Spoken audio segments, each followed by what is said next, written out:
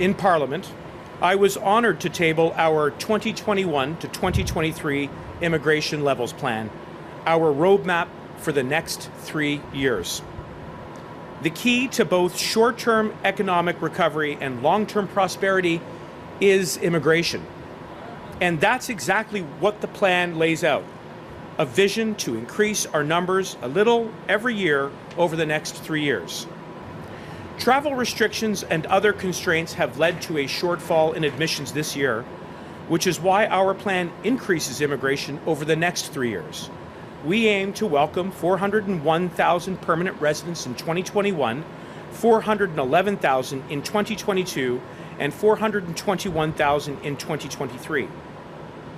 With nearly 60% of all new admissions in the economic class, our plan will continue to focus on Canada's economic growth. Our plan is focused on getting the talented people we need and where we need them.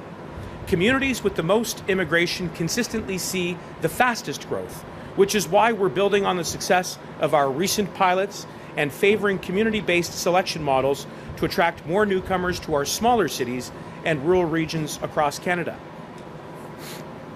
Keeping families together is important, which is why we will continue to support family reunification.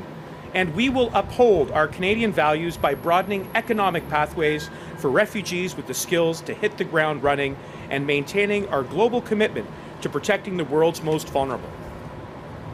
As we focus on rebuilding our economy, we're also mindful that Canada faces the stark challenge of a rapidly aging workforce.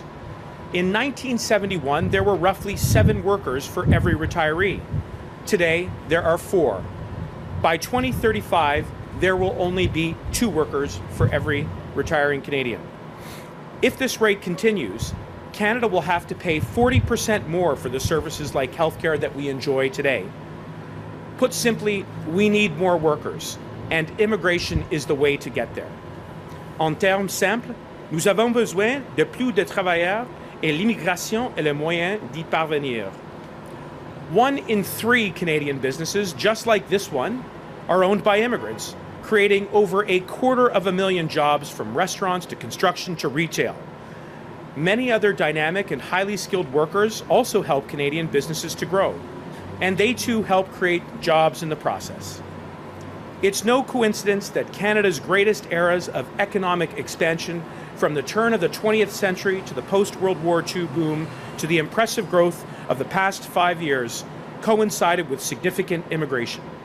When our population grows, our economy grows, and all Canadians benefit.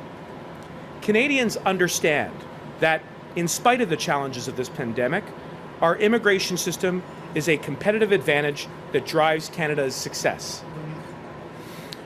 Well, it's a very good question, and my response is simple. Immigrants create jobs. 1 in 3 business owners is owned by an immigrant, like Joe.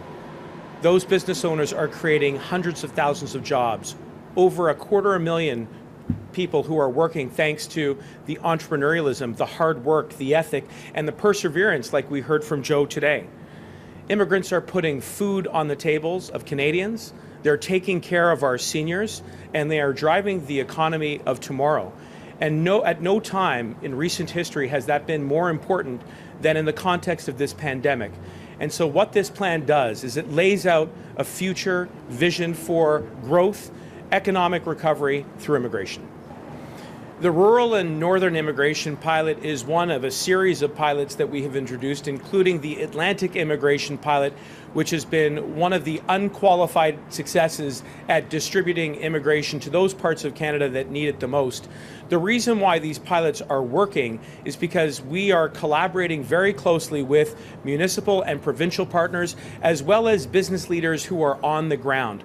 And by doing so, we learn more quickly what are the immediate needs of the communities, for instance, in Thunder Bay, or perhaps in Halifax, or perhaps in St. John's, and elsewhere in Canada, where we want to attract more immigrants. And so that's the purpose of these pilots, and we will continue to make good progress on the Rural and Northern Immigration Pilot going forward.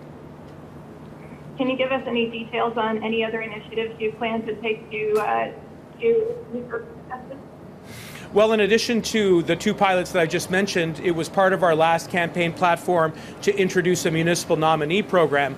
I'm very pleased to tell you that we have been consulting rather extensively with my provincial counterparts, as well as business leaders, as well as settlement service providers. And this will be another way in which we can encourage and foster more immigration to those parts of the country where they are starved for people.